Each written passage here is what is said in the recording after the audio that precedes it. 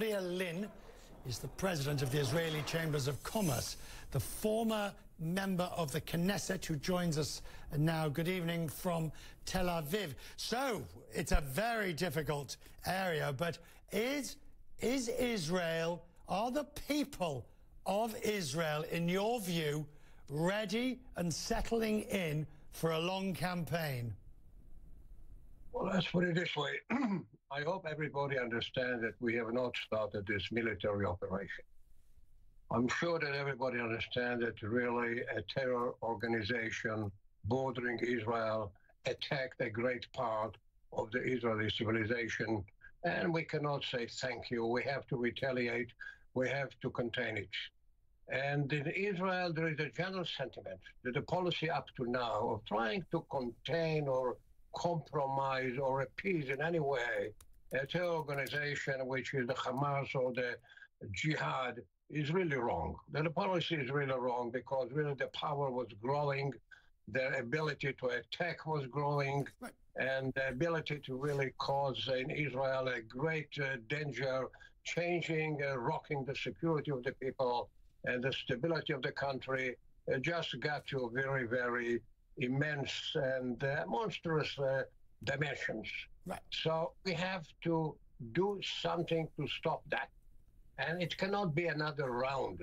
And people understand it. It's not enough that we are going to stop right now or agree to a ceasefire, because a ceasefire or deterrent will not be enough. So we need ripple capability to do that. Right, but if we go back to sort of where this all began, and I understand it doesn't take much to light, to touch the paper to set this thing off. But the idea of the evacuations or the forced evacuations of people in these territories from Palestinians who had lived there for years, which is what started all of this thing off in the first place. Israel does not seem to be in a willing position for compromise on some of the core issues before we get to violence. I want to tell you, Ríčard, that if the Hamas and the Jihad would really want to take care of their civil population, help the children, try to build an infrastructure, improve the health organizations, then I can promise you Israel will be a real partner. But when you have a terrorist organization, after we have built a country here to which we believe that we can really have the right to live in security and stability, that it's really being rocked by a terrorist organization, of course we cannot continue and agree to that. So we have to now think about the realities of the day. You cannot go all the time back to historical proportions. So without suggesting, at the end of the day, Israel had a difficult start to the COVID pandemic, then manages to absolutely pull it out of the hat with vaccines to the point where, frankly, the Israeli economy had huge potential.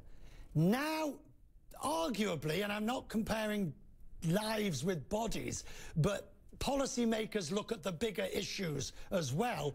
All of those gains are in jeopardy. Your tourism industry is in jeopardy. The prospect of recovery is in jeopardy if Israel decides to continue prosecuting this latest disturbance. Well, we have to judge the situation by the actual facts, but the reality we are facing.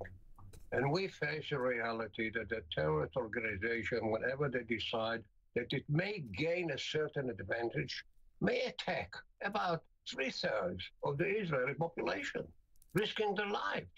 But of course, I understand that everybody in any sovereign country will understand that this is an impossible situation. So in the past, we believe that there is a deterrent power, there is a deterrence, that they're not going to do that because they're not going to gain anything out of that. They're only causing destruction to their civil population.